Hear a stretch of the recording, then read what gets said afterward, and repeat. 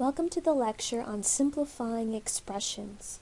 Today we're going to talk about how you can be given an expression and be asked to simplify terms by combining like terms.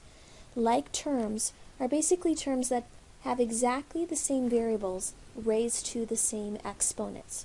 So to give you some examples, you might see something like 3x squared y and negative 4x squared y. They both have x squared, they both have y.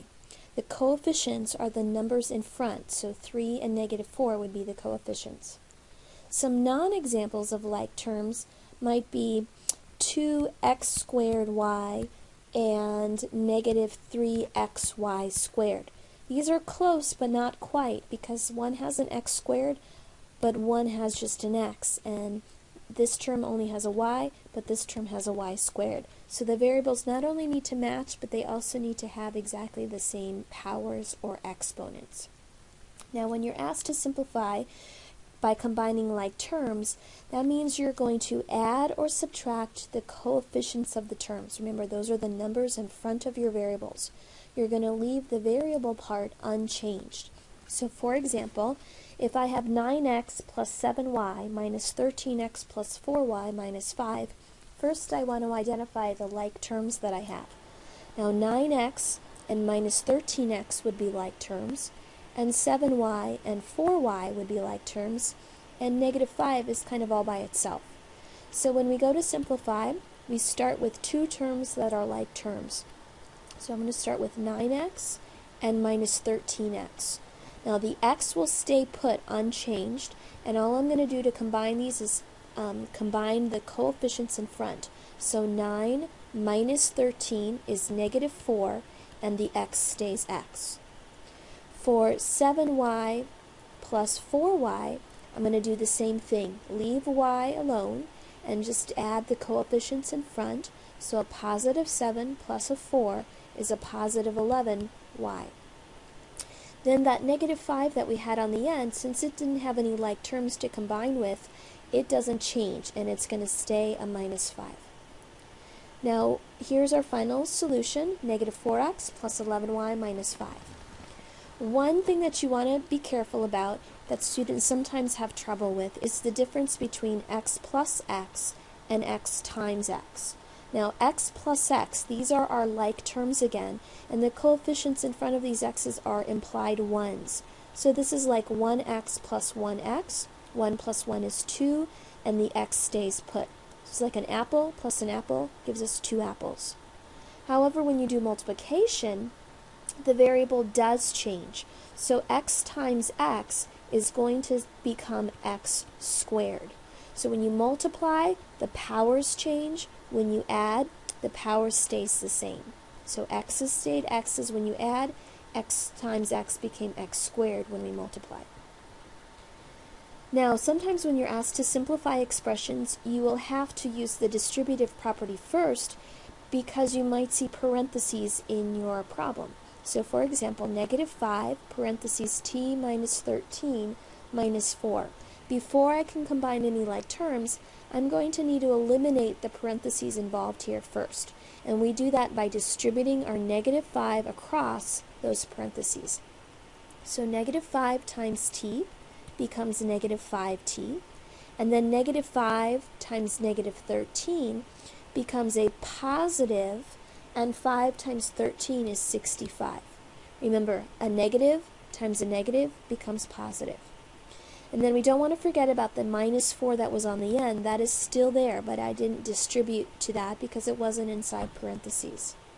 So by distributing, I got negative 5t plus 65 minus 4. Once you eliminate your parentheses, the next thing you need to do is combine any like terms. Now the only like terms that I have in this example are the two constants. A positive 65 minus a 4 is a positive 61. And that minus 5t is going to stay put. It doesn't change because I didn't have any like terms to combine it with. So our final answer is negative 5t plus 61.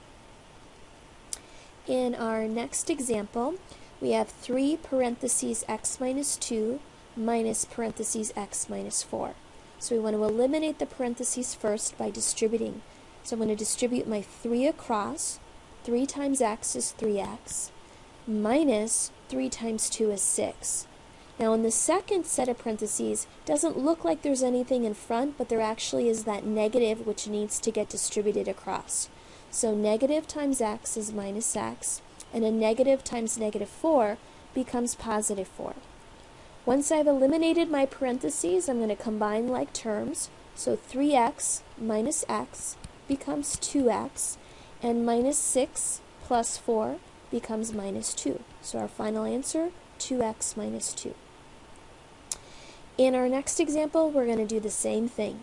So I'm going to start by distributing any coefficients out in front of those parentheses. So negative 5 times 8j is negative 40j, and negative 5 times positive 2 becomes negative 10.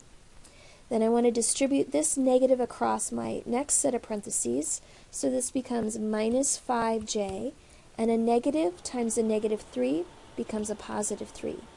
And then I'm just going to recopy these two terms on the end, and now I'm ready to look for like terms.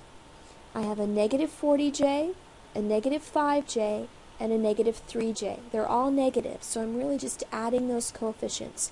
40 plus 5 is 45, plus another 3 is 48, but the answer stays negative, so negative 48j.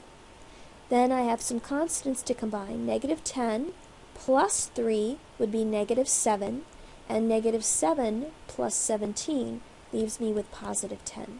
So final answer, negative 48j plus 10.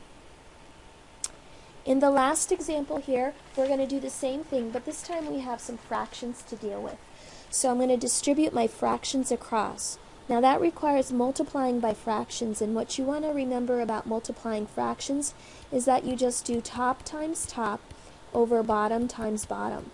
So for example, if I want to do 1/5 times 7, think of that 7 as 7 over 1. So it's going to be 1 times 7 on top and 5 times 1 or 5 on the bottom. So 1/5 times 7y becomes 7/5 y. 1/5 times minus 1 stays 1/5, but that minus sign carries down. On the second set of parentheses, I'm going to do 1/10 times 6. I'm going to put that 6 over 1 and do top times top, so 1 times 6 is 6. Bottom times bottom would be 10 times 1 or 10. But the problem with this is 6/10 isn't a reduced fraction. These are both divisible by 2. So if I divide the top by 2, I'm left with 3. If I divide the bottom by 2, I'm left with 5. So 6/10 is actually reduced to 3/5. So 1/10 times 6y becomes 3/5 y reduced. 1/10 times 6 is going to be that 6/10 or 3/5 again, without the y this time. So we've distributed, we've gotten rid of our parentheses. The last thing we need to do is combine like terms. So let's start with our y terms. 7/5 y plus 3/5 y. Remember that when you add or subtract fractions, you need like denominators, common denominators, which we have in this case. We get a little bit lucky. So if we have a common denominator, all we have to do is add the top numbers. So 7 plus 3 will be 10. The 5 in the denominator stays the same, and the y stays the same. So 7/5 plus 3/5 is 10/5 y. Now let's do our constants. Minus 1/5 plus 3/5 becomes positive 2/5. Common denominators, so it's just negative 1 plus 3. And that's where I got the 2 from. Now I can't leave my answer like this because 10/5 isn't reduced. 10 divided by 5 gives me 2. So this is going to simplify to 2y plus 2/5.